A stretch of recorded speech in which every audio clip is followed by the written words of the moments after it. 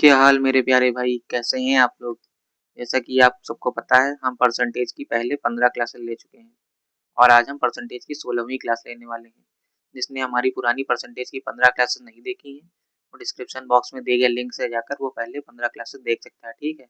आपको बता दूं, ये क्लास किसी भी गवर्नमेंट एग्जाम में आने वाली मैथ के लिए सफिशिएंट होगी, चाहे वो यूपीएससी सीसेट हो या फिर एसएससी का कोई भी exam like CGL, CGL, CPO, MTS हो, दिल्ली पुलिस का कोई भी एग्जाम हो, रेलवे का कोई एग्जाम हो, डिफेंस का कोई एग्जाम हो, स्टेट का कोई भी एग्जाम हो, ठीक है, सबके लिए सफिशिएंट होगा। बस आपको करना क्या है, क्लास का रूल फॉलो करना है, पहली क्लास के पहले क्वेश्चन से आना है और लास्ट क्लास के लास्ट क्वेश्चन तक देखना है, ठीक है। बीच में स्किप या एग्जिट नहीं करना है, ठीक है।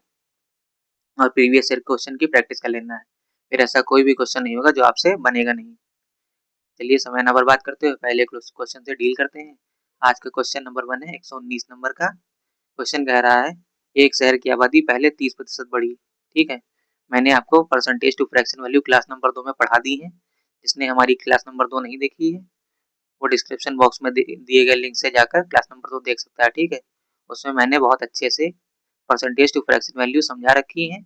आपको करना क्या है, वो वैल्यूज की क्लास करनी है, वैल्यूज एक पन्ने पर नोट करनी है और अपने सामने की दीवार पर चिपका लेनी है, जिससे आपको आते जाते वो वैल्यूज रट जाए और आपके एग्जाम हॉल में आपके क्वेश्चन सॉल्व करने में काम है, ठीक है। क्वेश्चन कह रहा है, एक शहर की आबादी पहले 30% बढ़ी। 30% बढ़ी यानी कि 30% की फ्रैक्शन वैल्यू होती है 3/10, ठीक है। 30% बढ़ी, 10 ऊपर जाएगा, 10 में 3 जुड़ जाएगा तो हम कह सकते हैं 13/10 यूनिट बढ़ा, ठीक है। एक शहर की आबादी पहले जो x थी उसमें 13/10 यूनिट बढ़ गई, ठीक है। अगले वर्ष 15% कम हो गई, अगले वर्ष 15% कम हो गई, ठीक है। 15% की फ्रैक्शन वैल्यू होती है 3/20, ठीक है। कम होने का साइन है माइनस, 20 ऊपर जाएगा, 20 में से 3 कम हो जाएगा, यानी कि हम कह सकते हैं अगले वर्ष हमारी जनसंख्या की जो आबादी थी वो 17/20 यूनिट कम हो जाएगी, ठीक है। पूछा गया, यदि वर्तमान आबादी 11,050 है, यदि वर्तमान आबादी 11,050 है तो 2 वर्ष पहले आबादी कितनी थी, ठीक है। 2 वर्ष पहले आबादी थी x, यानी कि क्वेश्चन में x की वैल्यू पूछी गई। सॉल्व करके देखते हैं, 13 कम 13, 13 8 104, 6 बचा, 13 पचे 65, 13 दूनी 0, 17 कम 17, 17 पचे 85, 0, ठीक है। ये आ गया हमारा x बराबर 50 गुणे 20 गुणे 10, यानी कि 5 दूनी 10, 10,000। आंसर ए फॉर ऑ कभी हवेली पे हो गया आपका ऑप्शन ए आंसर, ठीक है। आप कैलकुलेशन स्पीड अपनी तेज करिए और जो मैं क्लास में पढ़ा दूं, अगर आपको समझ में नहीं आया है वो आप पीछे जाएंगे और फिर से प्ले करेंगे और समझने की कोशिश करेंगे। एक दो बार रिवीजन करने के बाद आपको समझ में आने लगेगा इजीली, ठीक है। नेक्स्ट क्वेश्चन पे चलते हैं। नेक्स्ट क्वेश्चन कह रहा है हमारा, एक शहर की आबादी पहले वर्ष के अंत में 5% बढ़ी, ठीक है। मान लीजिए पहले शहर की आबादी थी x, ठीक है। पहले वर्ष के अंत में 5% बढ़ी, 5% बढ़ी, ठीक है। 1% की फ्रैक्शन वैल्यू होती है, 5% की फ्रैक्शन वैल्यू हमारी 1/20, ठीक है। 5% बढ़ी यानी कि 1/20, अब बढ़ने का साइन होता है यहाँ पर प्लस, ठीक है। 20 ऊपर जाएगा और 20 में 1 बढ़ जाएगा तो हम कह सकते हैं जब आबादी हमारी x थी पहले वर्ष 21/20 की दर से बढ़ गई, ठीक है। 21/20 की दर से बढ़ गई, ठीक। फिर क्वेश्चन कहता है, दूसरे वर्ष के अंत में 4% कम हुई है, दूसरे वर्ष के अंत में 4% कम हुई, दूसरे वर्ष के अंत में 4% कम हुई। 4% की फ्रैक्शन वैल्यू होती है 1/25, कम हुई है तो यहाँ पर माइनस का साइन लगेगा। 25 ऊपर जाएगा, 25 में से 1 कम हो जाएगा तो बचेगा हमारा 24/25, ठीक है।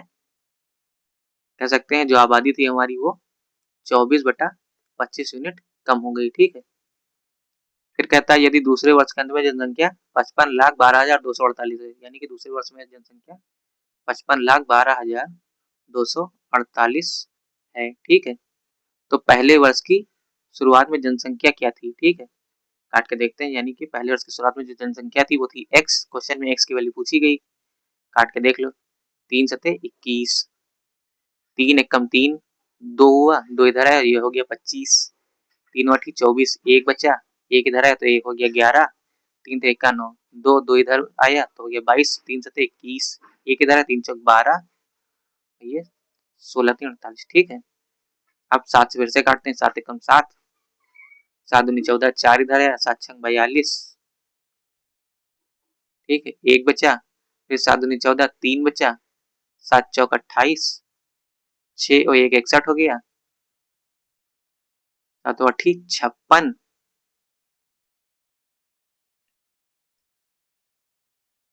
4 और 5 और फिर इधर है 7 अठी 56, कह सकते हैं 26, 2,62,488। ठीक है, फिर 3 से काट के देखते हैं, 3 अठी 24, तीनों अठी 24, बच गया 2, 3 छंग 18, 3 7 21, बच गया 1 और 1 14 हो गया, 3 चौक 12, 2 बच गया, 2 इधर आया, 3 9 27, 3 छंग 18। ठीक है, अब 8 से काट के देखते हैं, 8 एकम 8, 0 लगाया, 8 9 72, 2, 8 9 72, 2 बचा, 8 तिरिक 24,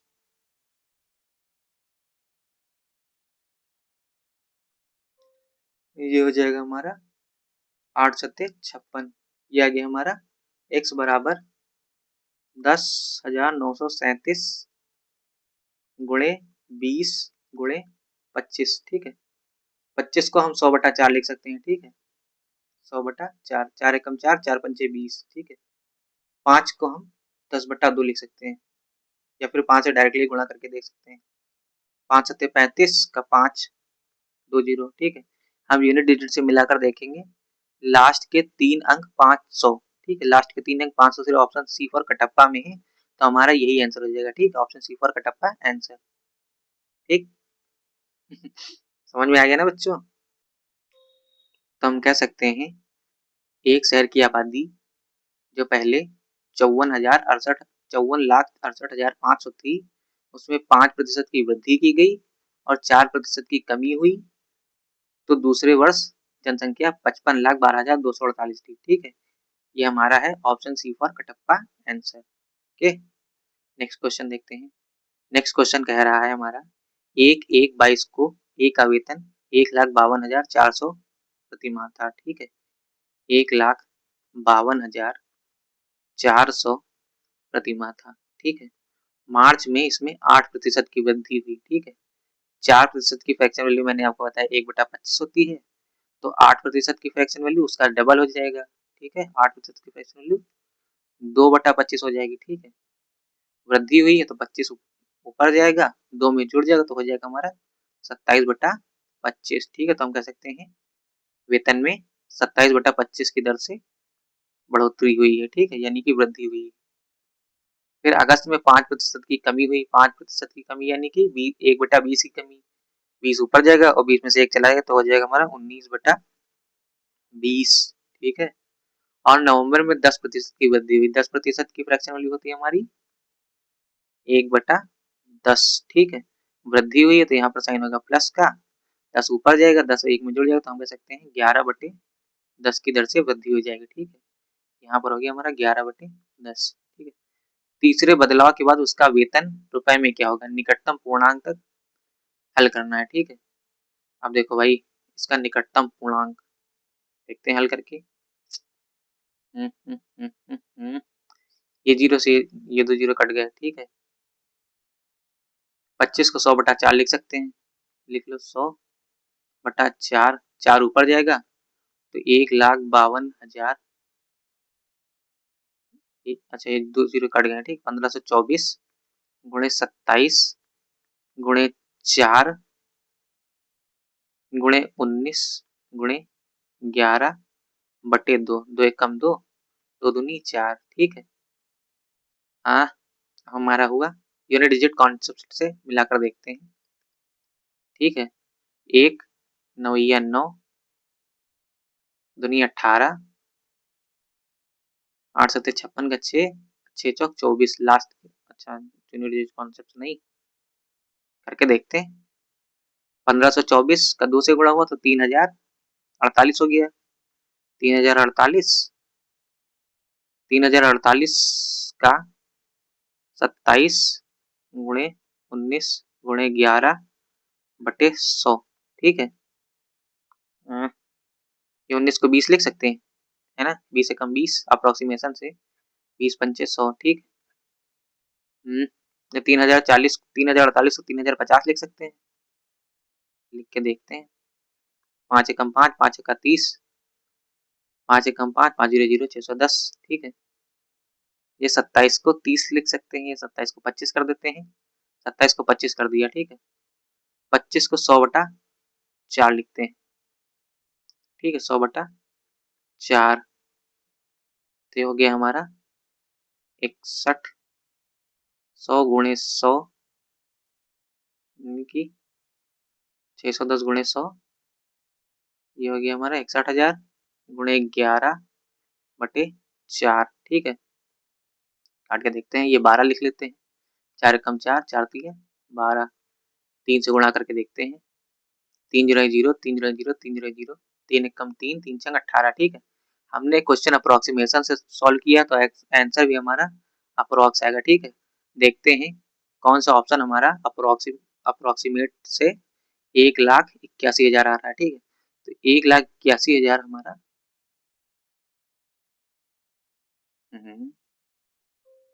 ठीक है, तो 1,81,000 हमारा ऑप्शन सी में सबसे अप्रोक्स है, ठीक है। लेकिन हमने इसमें न्यूमरेटर में वृद्धि की है, ठीक है, तो हम कह सकते हैं न्यूमरेटर में वृद्धि करने पर आंसर हमारा बढ़ जाता है, ठीक है। आंसर हमारा बढ़ जो आना था वो बढ़ के 1,81,000 आया, ठीक है। तो यानी कि ऑप्शन दिया सी 1,81,978, यानी कि हम कह सकते हैं आंसर जो होगा हमारा 1,81,000 से कम ही होगा, 1,81,000 से ज्यादा नहीं होगा, ठीक है।